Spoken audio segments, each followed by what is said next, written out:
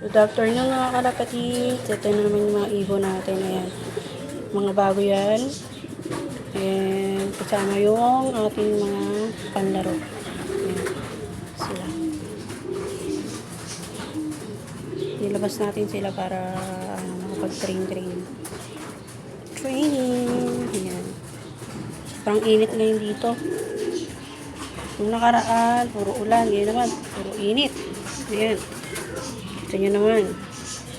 Sobrang init ng paligid. Ayan.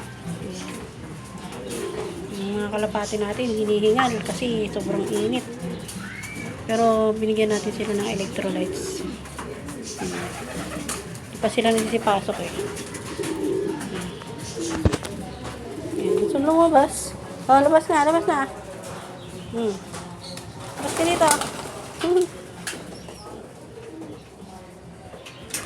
Ayan, mga kalapati natin.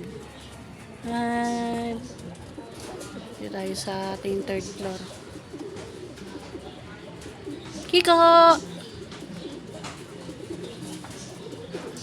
Ayan. Mamaya ikakarga na naman natin sila mga kalapatids. Bale, ang alam ko ay Talavera na sila. Nueva Ecija. So, yan. Bakbak na naman sila ng lipad bukas. Sana maaga sila makauwi lahat.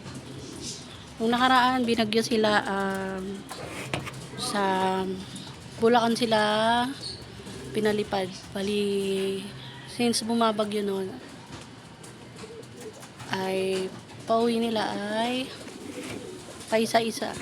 Crate sa binuksan. Tapos, ang mga ibon natin, ayan.